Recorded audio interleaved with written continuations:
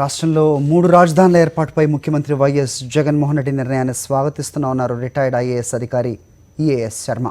విశాఖను ఎగ్జిక్యూటివ్ రాజధానిగా పరిశీలిస్తుండటం మంచి నిర్ణయమని అభిప్రాయపడ్డారు. ఆయన గ్రామ స్థాయి వరకు అభివృద్ధి ఫలాలు అందాలంటే వికేంద్రీకరణ జరగాలని ఆకాంక్షించారు. 3 రాజధానుల ఏర్పాటు ప్రకటనతో అసమానతలు తొలగి అన్ని ప్రాంతాలు అభివృద్ధి చెందుతాయంటున్న రిటైర్డ్ ఐఏఎస్ అధికారి ఈఏఎస్ శర్మతో మా ప్రతినిధి వినాయక్ ఫేస్ టు ఫేస్.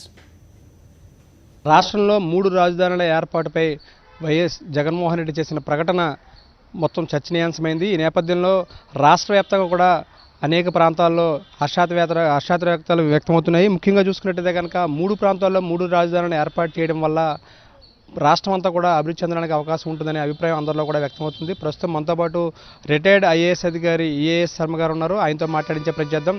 ఇక్కడ 2వ రాజధాని ఏర్పాటు కావడం కావచ్చు, ఎగ్జిక్యూటివ్ క్యాపిటల్ కింద.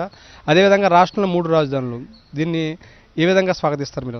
అంటే ఇప్పుడు మన 3 ప్రాంతాలు మన రాష్ట్రంలో రాయలసీమ, ఉత్తరాంధ్ర, మిగిలిన ఆంధ్ర, కోస్తా ఆంధ్ర. సో ఈ 3 ప్రాంతాలకి ఇప్పుడు ముఖ్యమంత్రి గారు తీసుకున్నటువంటి నిర్ణయం వల్ల ఒక విధంగా న్యాయం జరుగుతోంది అనేటువంటి ఫీలింగ్ తప్పకుండా వస్తుంది. అది అందువల్ల దాన్ని వెల్కమ్ చేస్తున్నాను. కానీ దీంట్లో 2-3 విషయాలు మనం గుర్తించాలి. ఇప్పుడు ఒకే చోట విశాఖపట్నంలో అమరావతి లాంటి ఒక సెక్రటేరియట్ పెడతామంటే అమరావతిలో ఉన్నటువంటి అటువంటి సమస్యలన్నీ ఇక్కడ మళ్ళీ వస్తాయి. అక్కడ అమరావతిలో ఏమైంది? 35,000 ఎకరాల ఈ వ్యవసాయ భూములు పోయాయి. ఏదో అమరావతి కట్టేస్తున్నామని 5 ఏళ్ళు వెయిట్ చేశారు. ఏదో 2-3 బిల్డింగ్స్ వచ్చాయి, చిన్న సెక్రటేరియట్ వచ్చింది, హైకోర్టు బిల్డింగ్ వచ్చింది. కానీ అక్కడ ఉన్నటువంటి భూములన్నీ బీడుపడిపోయి ఉన్నాయి. సో ఇది ఒక విధంగా చూస్తే 5 ఏళ్లలో పెద్ద అమరావతిలో అయినటువంటి పని ఏమీ లేదు అక్కడ. అదే విధంగా విశాఖపట్నంలో కూడా అవ్వకూడదు. అది ఎందుకు ఎలాగ దాన్ని అవాయిడ్ చేయాలంటే, నా ఉద్దేశంలో ఇప్పుడు హైకోర్టు కర్నూలు, శాసనసభలు అమరావతి, విశాఖపట్నంలో ఈ ప్రభుత్వ కార్యకలాపాల సెక్రటేరియట్, నా ఉద్దేశంలో అది దానికి ఇంకొక అడుగు ముందుకు పోవాలి. మీ ఛానల్ ద్వారా నేను ముఖ్యమంత్రి గారికి విజ్ఞప్తి చేసేది ఏంటంటే, ఇది హైకోర్టు ఒకచోట ఉంటే కేంద్రీకరణ, ఉత్తరాంధ్ర ప్రజలు కర్నూలు వెళ్ళాలి, సమయం ఖర్చు. అలాగే ఇక్కడ సెక్రటేరియట్ ఉంటే రాయలసీమ వాళ్ళు అక్కడ చిత్తూరు నుంచి వైజాగ్ రావాలి, మళ్ళీ సమయం ఖర్చు. ఎందువల్ల వచ్చింది? అది కేంద్రీకరణ చేయడం వల్ల. సో ఈ 3 రాజధానులతో జతపరిచి వికేంద్రీకరణ చేయాలి. వికేంద్రీకరణ అంటే నా ఉద్దేశంలో హైకోర్టు 3 బెంచీలు, ఒకటేమో కర్నూలులో మెయిన్ హైకోర్టు పెట్టుకోండి, ఇక్కడో బెంచి, అక్కడో బెంచి. దీనికి సుప్రీంకోర్టు వారి దగ్గరికి మన గవర్నమెంట్ వెళ్ళి విజ్ఞప్తి చేసి తీసుకురావాలి. ఇప్పుడు మహారాష్ట్రలో శాసనసభ బొంబాయిలో కొన్ని సెషన్స్ అవుతాయి, నాగ్పూర్లో అవుతాయి. ఇది చాలా రాష్ట్రాలు అవుతుంది. అలాగే ఇక్కడ కూడా ఏం చేయాలంటే రొటేషను. శాసనసభలు అనేవి ఒక్క అమరావతి కాదు, కర్నూలులో కూడా మీట్ అవుతాయి, ఇక్కడ విశాఖపట్నం మీట్ అవుతాయి. అప్పుడు ఏంటో ప్రజల్లో ఒక ఐడియా వస్తారు, మన శాసనసభలు దూరం కాదు, మన దగ్గరలో ఉన్నాయని. మూడవది ఏంటంటే ఈ సెక్రటేరియట్ నా ఉద్దేశంలో వికేంద్రీకరణ చేయాలి. వికేంద్రీకరణ ఎలా చేయాలి? నా ఉద్దేశంలో కొన్ని డిపార్ట్మెంట్స్ అక్కడ కర్నూలులో, కొన్ని అమరావతిలో, కొన్ని ఇక్కడ. ఈ రోజుల్లో మనకి వీడియో కాన్ఫరెన్సింగ్ ఉంది, ఇంటర్నెట్ కమ్యూనికేషన్స్, మొబైల్ కమ్యూనికేషన్స్ అన్నీ ఉన్నాయి.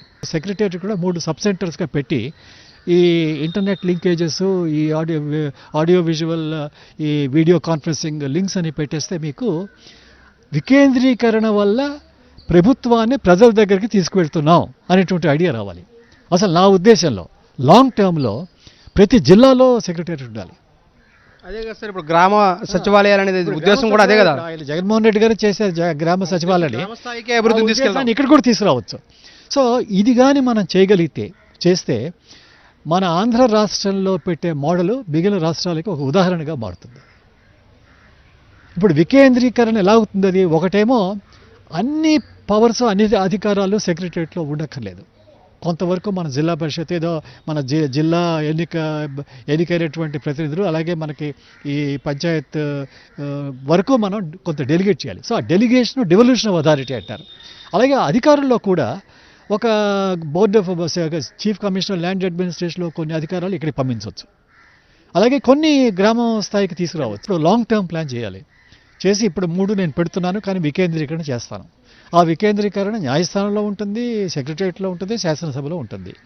ఈ సెక్రటేరియట్లో కూడా ఏంటంటే ఒక్క వికేంద్రీకరణ ఏదో ఒక ఆఫీసే కాదు, ఒక బిల్డింగే కాదు, అధికారాల్లో డివల్యూషను డెలిగేషన్ అంటే అధికారుల తాలూకు పవర్స్ కొన్ని ఇక్కడికి మనం డెలిగేట్ చేస్తాం. డివల్యూషన్ అంటే గ్రామ సభకి జిల్లా స్థాయి ఎలక్టెడ్ బాడీకి కొన్ని అధికారాలు వెళ్ళాయి. ఇది రాజ్యాంగాల్లో ఉన్నాయి ఇవి. ఇప్పుడు వెనుకబాటుతనం పోవాలంటే ఏదో బిల్డింగులు సెక్రటరియట్ రావడం వల్ల అవదది.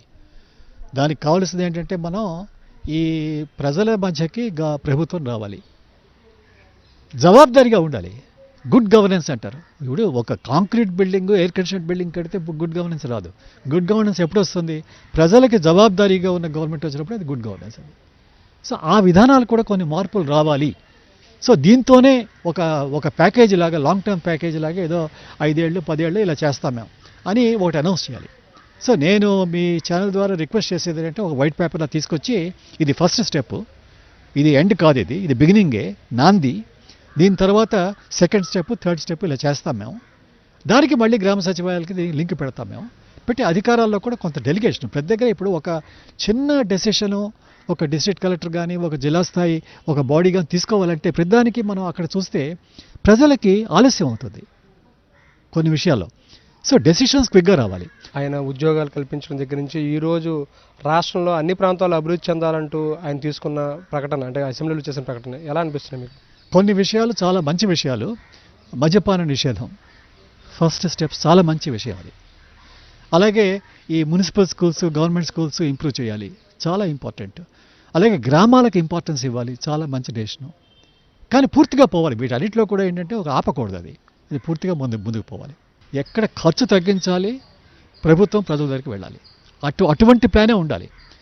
కానీ ఖర్చు హెచ్చాయి అసలు గవర్నమెంట్లో చేంజ్ లేకపోతే అది చాలా డేంజరస్. అది లాస్ట్ గవర్నమెంట్ నేను చాలా మంది చెప్పాను కానీ వెళ్ళలేదు. అప్పుడు నేను ఒక నోట్ కూడా ఇచ్చాను మన జగన్మోహన్ రెడ్డి గారికి, ఆయన శపథం తీసుకున్న రోజున మన ప్రధాన కార్యదర్శి గారికి ఆయన ముందు పెట్టమని. అందులో కూడా ఇటువంటి విషయాలు నేను చర్చించాను. కానీ ఇది మంచి డెసిషన్సే, కానీ ముందుకు పోవాలి. రివర్స్ టెండరింగ్ కూడా ఆయన చేయడం ద్వారా ఎంతో ధనాన్ని, ప్రభుత్వ ధనాన్ని కూడా ఆదా చేస్తున్నారు.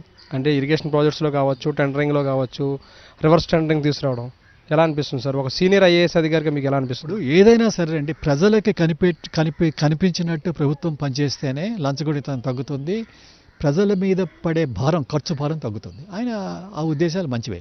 రాష్ట్రంలో 3 రాజధానుల ప్రకటన తాము స్వాగతిస్తున్నామని, ఇక్కడ అభివృద్ధి వికేంద్రీకరణ పూర్తి స్థాయిలో జరగాలి, అన్ని ప్రాంతాల్లో అభివృద్ధి చెందితేనే ఇక్కడ పూర్తి స్థాయిలో అన్ని ప్రాంతాల్లోనూ కూడా సమానత్వం నెలకొని ఉంటుంది, అసమానతలు పోతాయనేది రిటైర్డ్ ఐఏఎస్ అధికారి ఈఏఎస్ శర్మ చెప్తున్నారు. మొత్తంగా చూస్తే కనుక ఈ విశాఖపట్నంలో ఎగ్జిక్యూటివ్ క్యాపిటల్ను తామంతా స్వాగతిస్తున్నాము. వికేంద్రీకరణ కొంతవరకు ఆగిపోకూడదు, కింది స్థాయిలో అందరికీ కూడా ఫలాలు అందాలి. మరోవైపున గ్రామ సచివాలయాల వరకు కూడా పూర్తి స్థాయిలో అభివృద్ధి జరగాలి, ఎక్కడికక్కడ నిర్ణయాలు తీసుకునే వికేంద్రీకరణ అనేది ఉండాలనేది ఆయన అభిప్రాయపడుతున్నారు. వీడియో సాయితో కలిసి వినాయకరావు, సాక్షి టీవీ, విశాఖపట్నం నుంచి.